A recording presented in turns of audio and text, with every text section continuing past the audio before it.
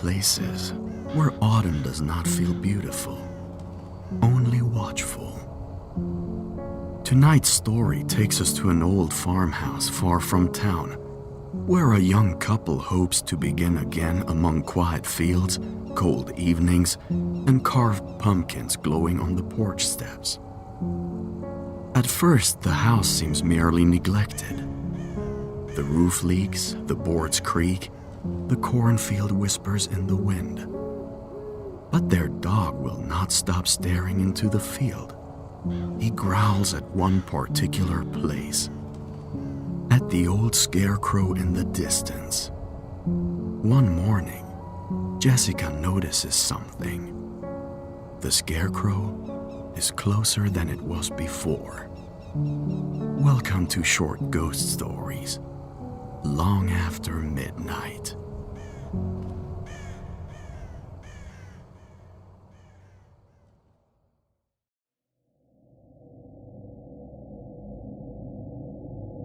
The Scarecrow. Marvin had always believed that happiness was a thing one could build with one's own hands.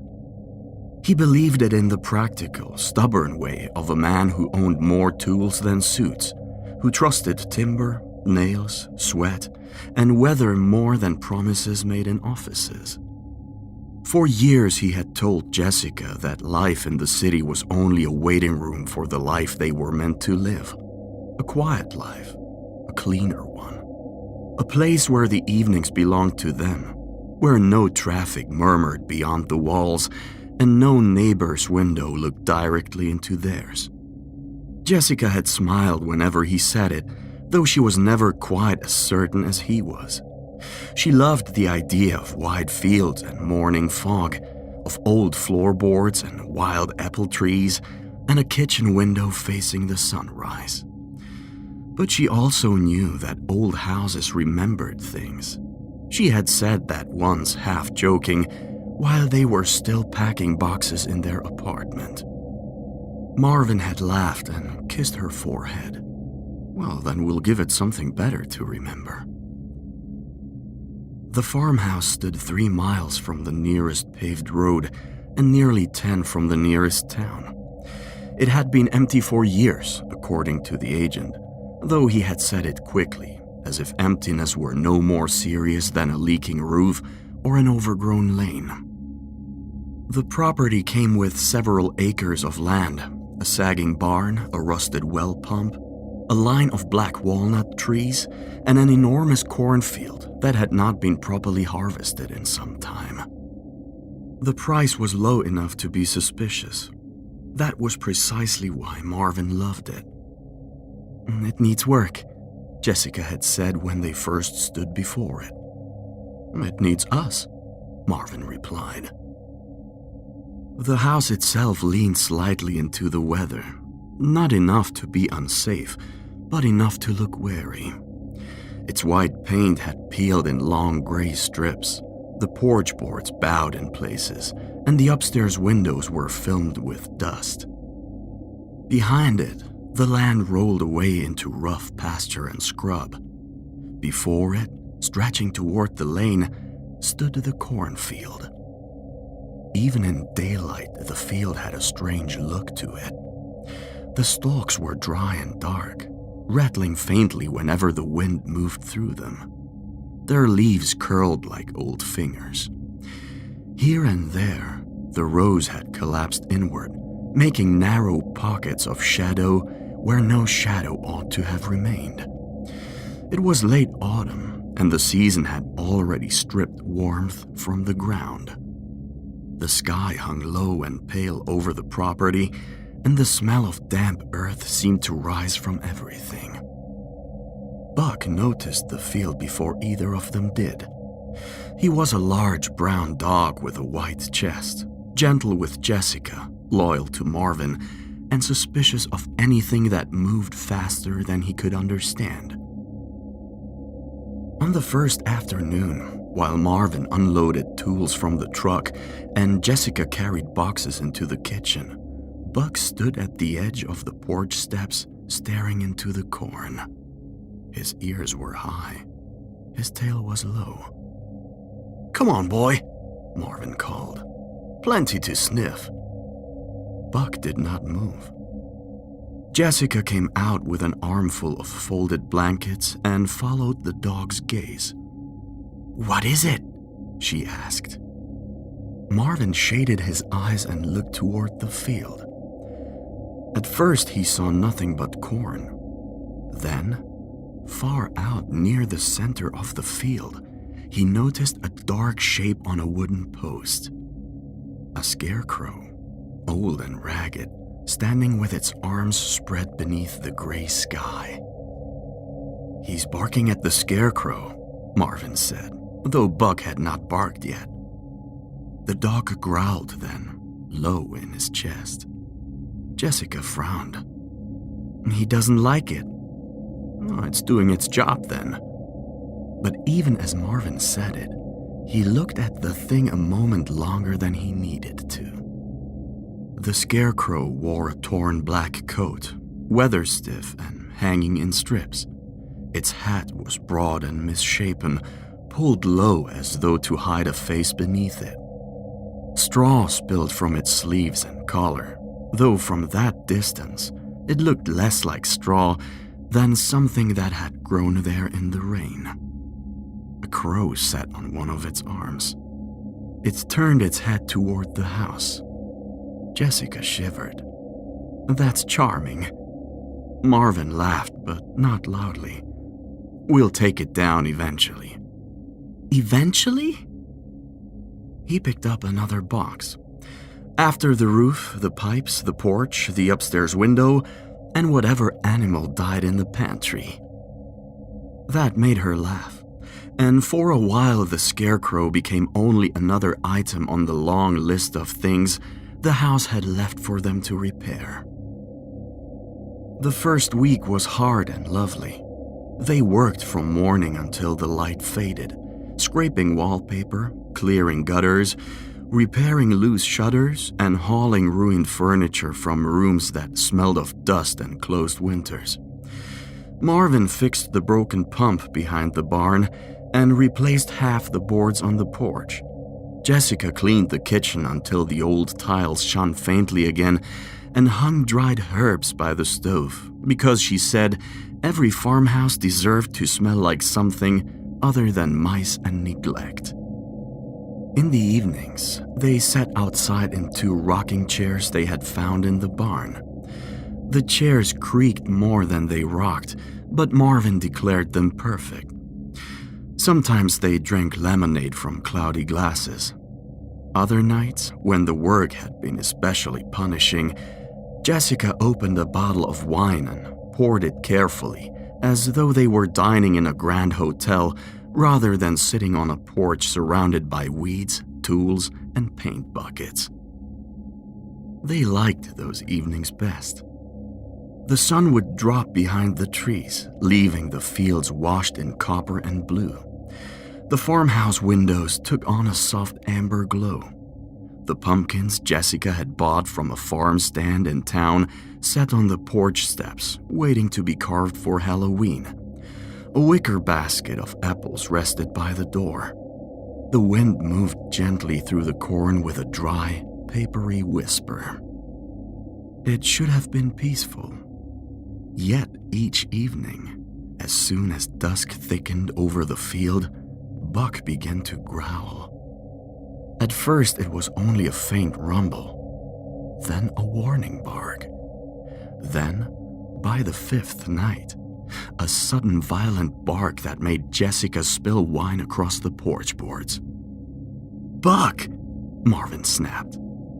The dog stood stiff at the top of the steps, every muscle locked, his eyes fixed on the cornfield. The scarecrow stood where it had always stood, far off among the rows, a black shape against the dimming sky. "He's doing it again," Jessica said.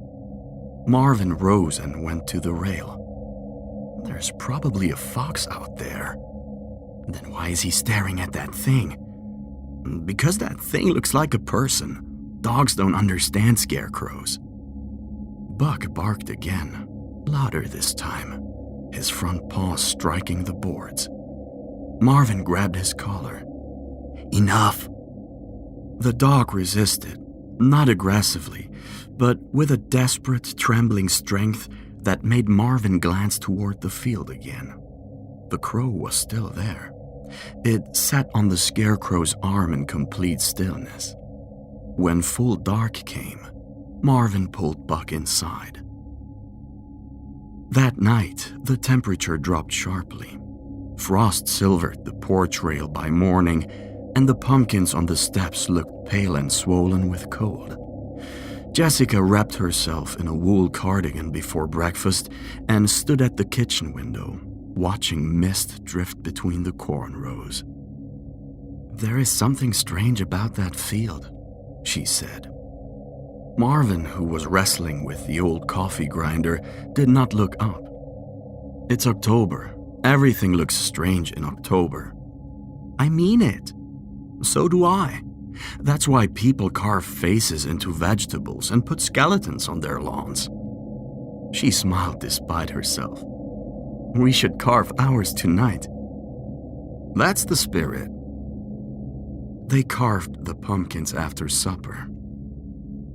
Jessica made one with a crooked grin and wide, startled eyes. Marvin carved his too quickly and gave it a jagged mouth that looked more drunk than frightening. He placed both on the porch steps and set candles inside them. Their little flames moved restlessly behind the orange faces, throwing uneven light across the boards and down into the yard. For a few minutes, the house looked almost cheerful. Then Buck began to growl. Jessica turned. The cornfield lay beyond the yard, dark and dense beneath the rising moon. The Scarecrow was visible in the distance, its hat tilted forward, its arms stretched wide. But something was different. Jessica leaned over the porch rail. "Marvin?" He was wiping pumpkin pulp from his hands. "What?" "Come here." There was a quality in her voice that made him obey at once.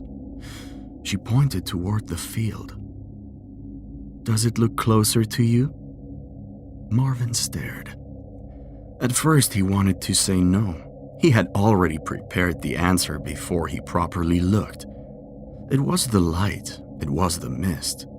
It was the fact that they were tired and had spent all day sanding cabinet doors and hauling broken plaster from the hall. But the Scarecrow did not look closer. Not by much. A few yards, perhaps. Enough that the space between it and the old split-rail fence seemed narrower than before. Marvin forced a laugh. "You've been staring at it too much." "Don't do that." "Do what?" "Explain it away before you see it." That irritated him, because she was right. He looked again. The crow shifted on the Scarecrow's arm, opened its wings once, and folded them. "It's probably the angle," he said. "We're seeing it from the porch light now." "Yesterday it was beside that broken section of fence." "Was it?" "Yes." He glanced at her. "Jess, we've been working 12-hour days. We're exhausted." Buck barked suddenly, the sound harsh and panicked. Both of them flinched. The Scarecrow remained still. Jessica whispered, "I don't like it." Marvin put an arm around her. "Tomorrow I'll walk out there and take a look."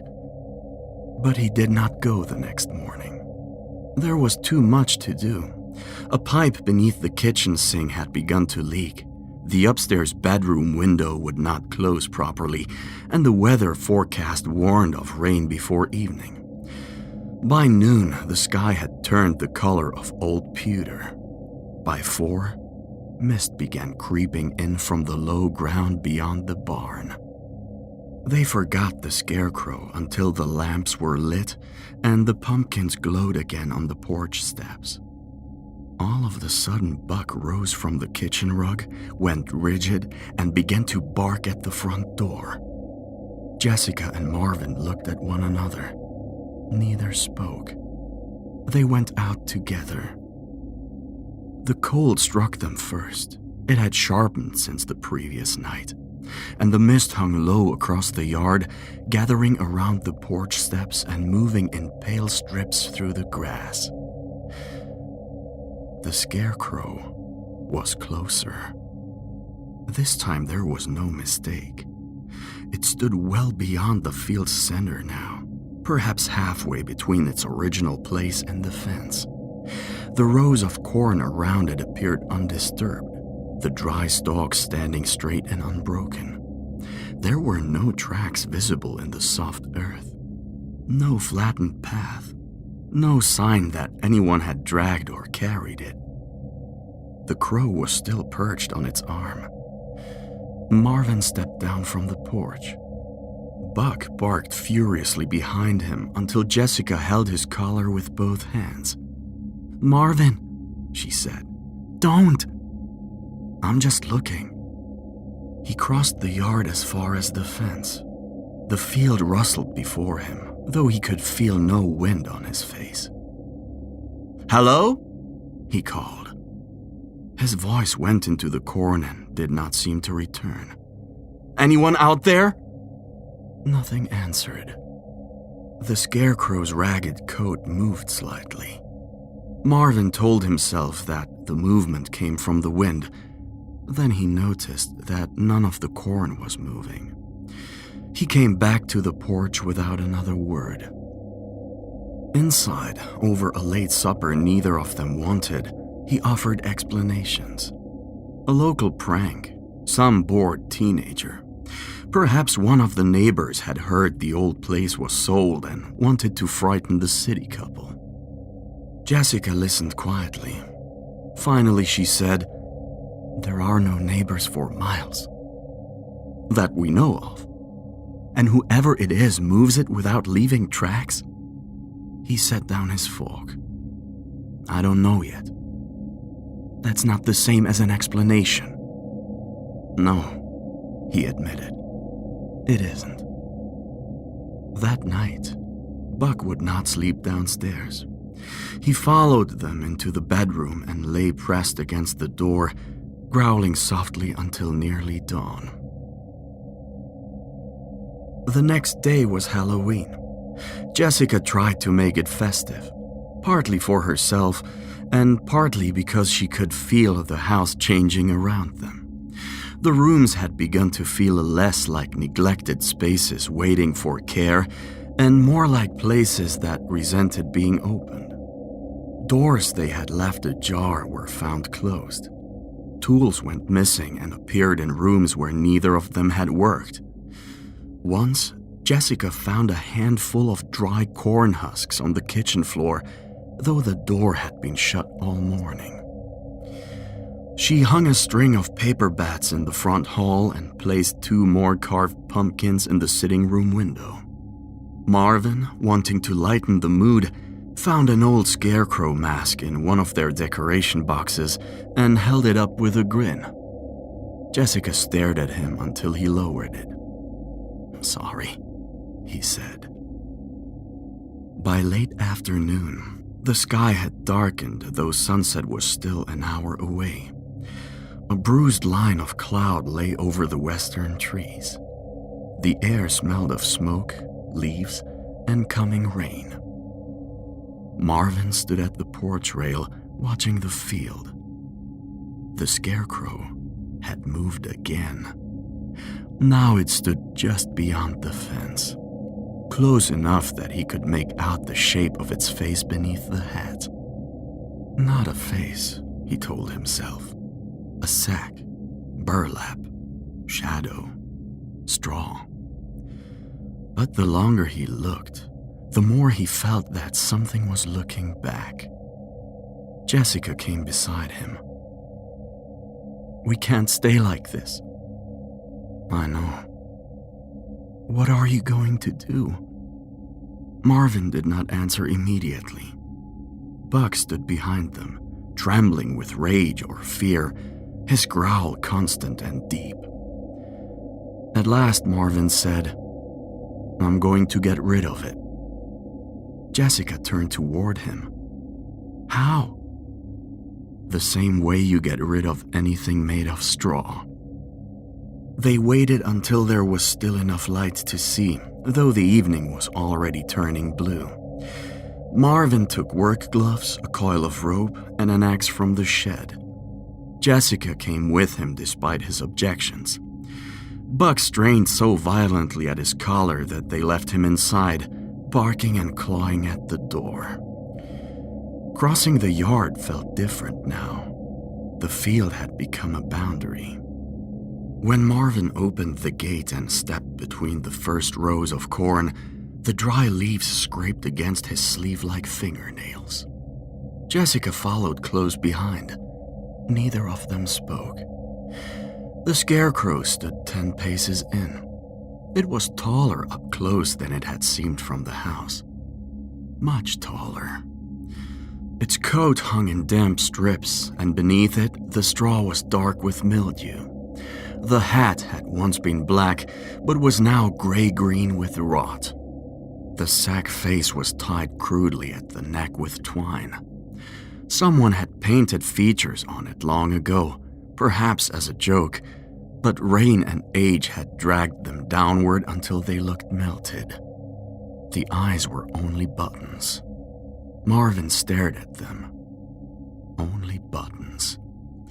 The crow sat on the Scarecrow's shoulder and watched them. Jessica whispered, "Why does it not fly away?" Marvin swung the axe against the wooden post. The sound cracked through the field. The crow did not move. He struck again, then again. On the fourth blow, the post split, and the Scarecrow lurched forward so suddenly Jessica cried out.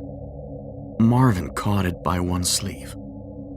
It was heavier than expected, far heavier. "Help me," he muttered.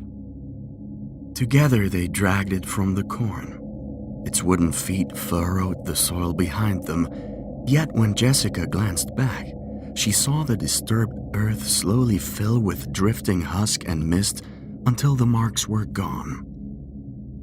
In the yard, Marvin piled broken boards, dead branches, and dry brush into the old fire pit near the barn. He threw the Scarecrow on top. The crow had followed. It perched now on the fence. Marvin poured kerosene over the heap.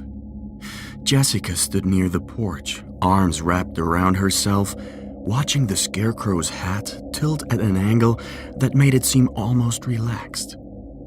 "Do it," she said. Marvin struck a match. The flame shook in the windless air. He dropped it. For a moment, nothing happened. Then the fire caught all at once. It rose too quickly, blue at the base and orange above, swallowing the coat, the straw, the hat. Smoke poured upward, thick and sour, and within it, Jessica thought she saw the Scarecrow's arms lift, not outward as before, but inward, as if drawing the flames closer.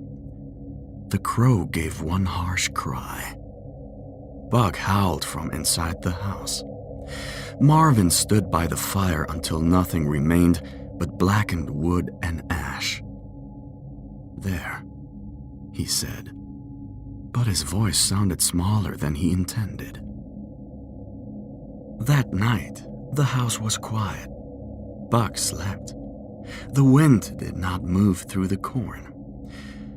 For the first time in days, Jessica allowed herself to believe that perhaps Marvin had been right. Perhaps it had been a prank or a trick of fear, or some strange object left in a field too long and given too much attention by tired minds. They sat on the porch for nearly an hour, wrapped in blankets, with jack-o'-lanterns glowing at their feet. The moon rose round and pale beyond the field. Somewhere far away, children in town were probably running from porch to porch in costumes, laughing beneath street lamps, their bags filling with candy. Out here, there was no laughter. Only the soft creak of rocking chairs and the faint, sweet smell of burnt pumpkin from the candles. Jessica leaned her head on Marvin's shoulder. "I want this place to be good," she said. He kissed her hair. "It will be."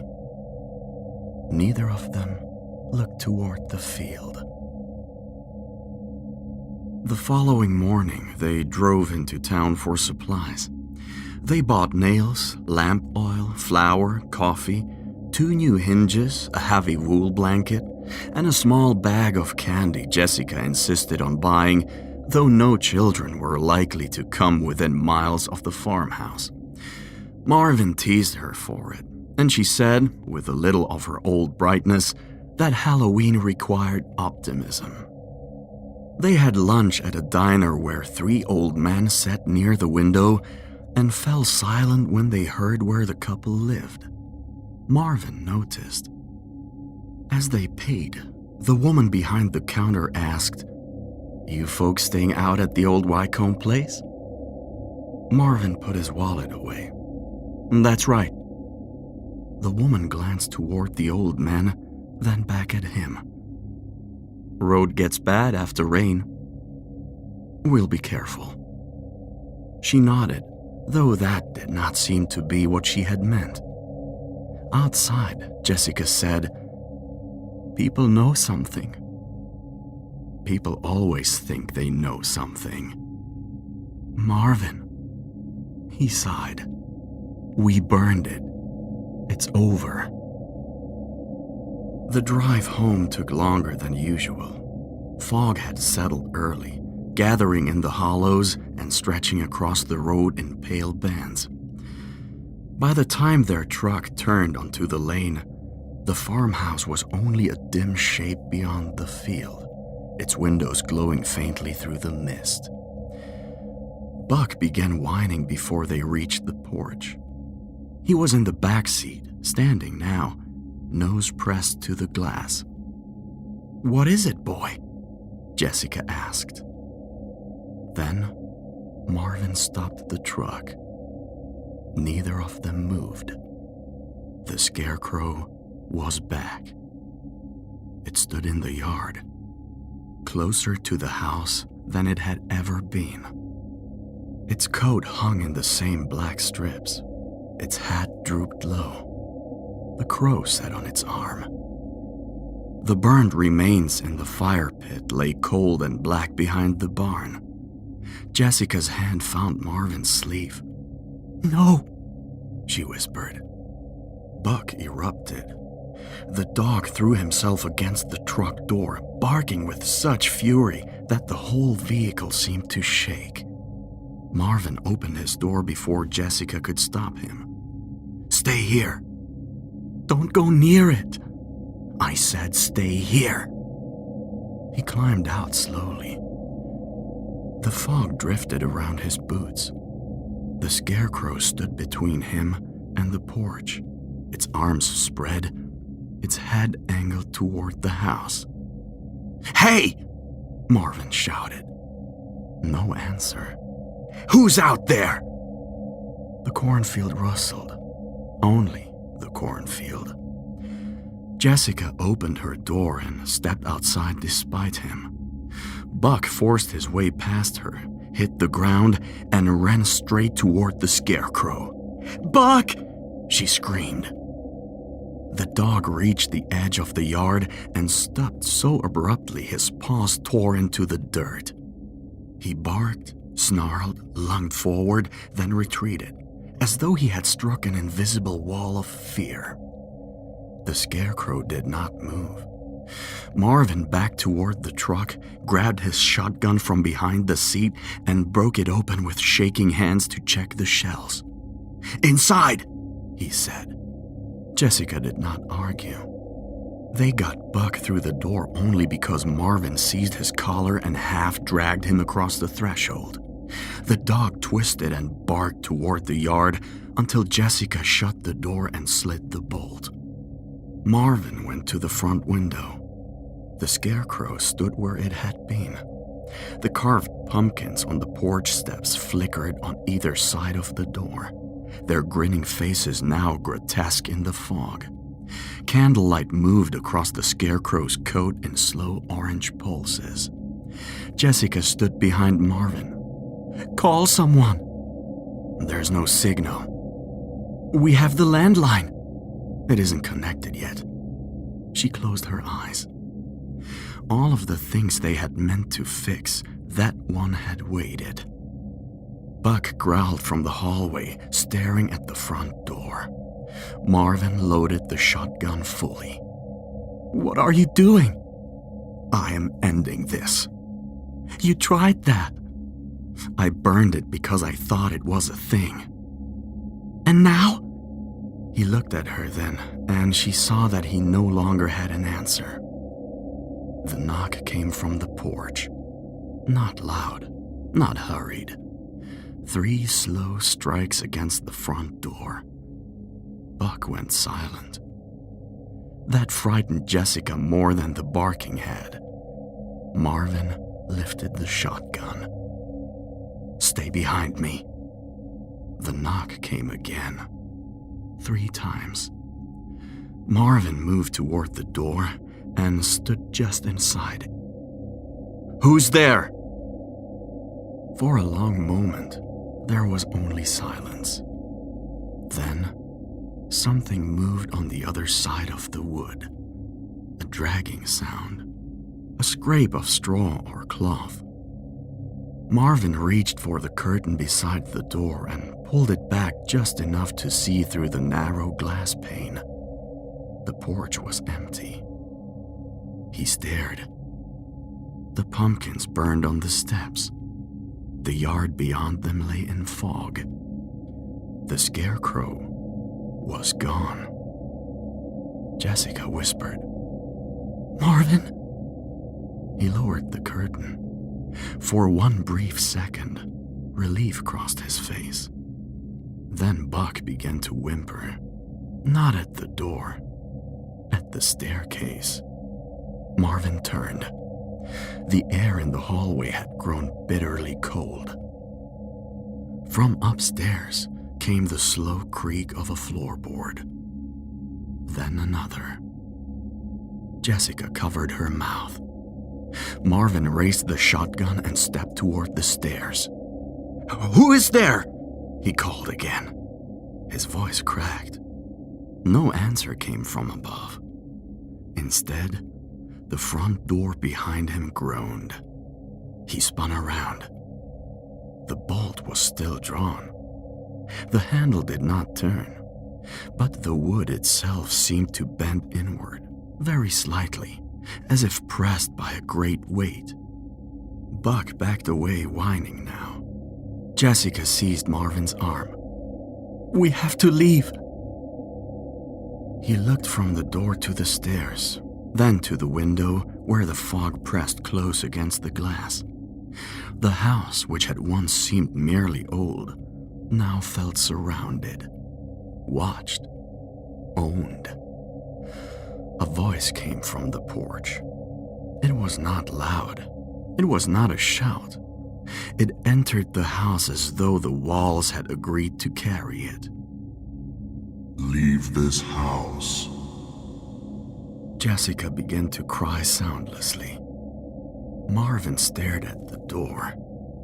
The voice came again. "You do not belong here." Marvin acted without thinking. He unlocked the door, threw it open, stepped on the porch, and fired. The blast tore through the fog. For a moment, the smoke and mist became one. The Scarecrow stood at the bottom of the steps. It had not been there an instant before. It was taller now, or seemed so. Its arms no longer held wide, but hanging slightly forward. Its sack face tilted forward beneath the ruined hat. Its eyes glowed. Not like fire, like something buried beneath ash. Marvin fired again. The shot struck the Scarecrow squarely. Straw burst from its chest, then settled. The thing did not move. Behind it, the cornfield rustled, though no wind passed through the yard. The crow perched on the fence, black against the moon, watching with bright and patient eyes. The Scarecrow spoke once more. Leave this house. Marvin lowered the shotgun. Every instinct that had made him stubborn, practical, proud, and determined drained from him in an instant.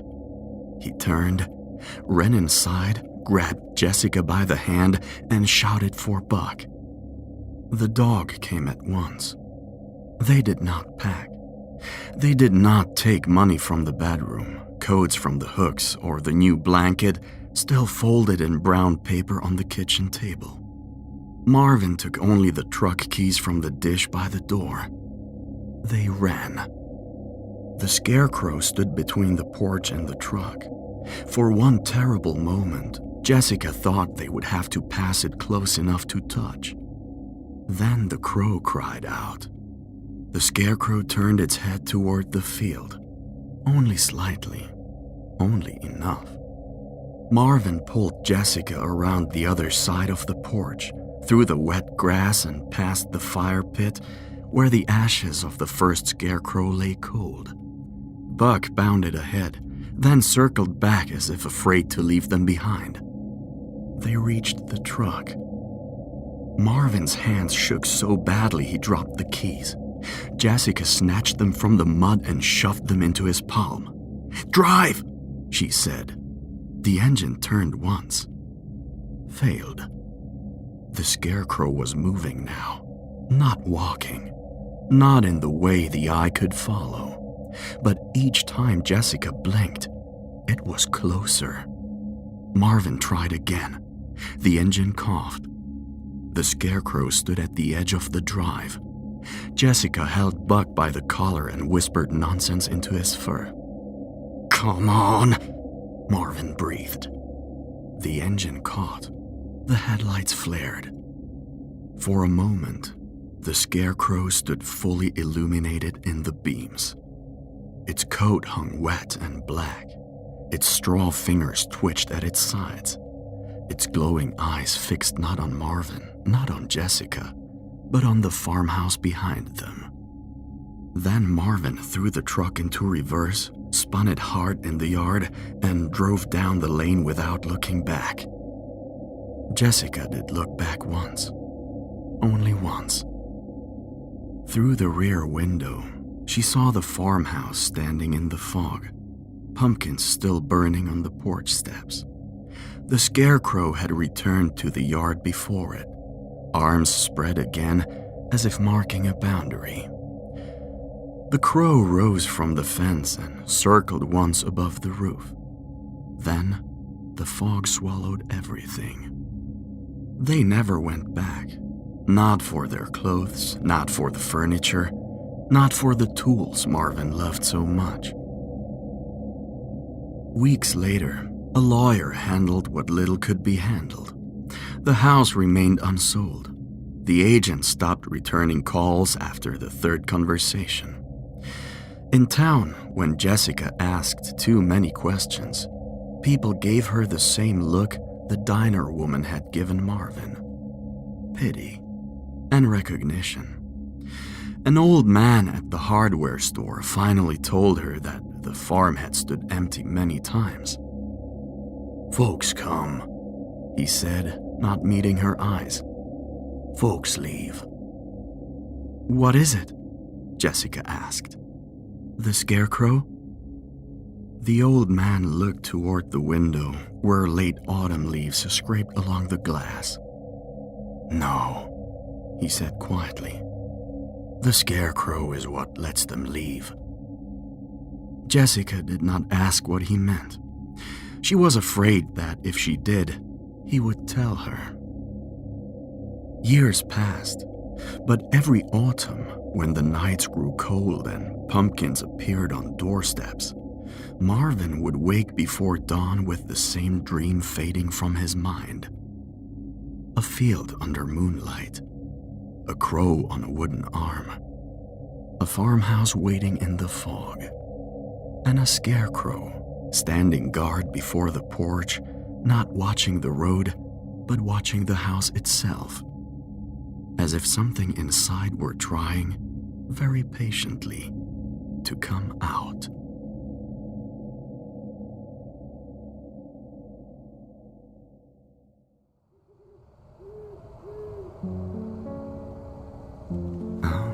You're still listening. Most people turn away before the last candle burns out, but you stayed to hear the story to its end. Perhaps you're braver than most, or perhaps you simply enjoy the company of things that move quietly in the dark. If tonight's story found its way into your imagination, consider liking the video, sharing it, and subscribing to the channel. After all, the next story may already be waiting just outside the door. Thank you for listening, and I'll see you again for short ghost stories, long after midnight.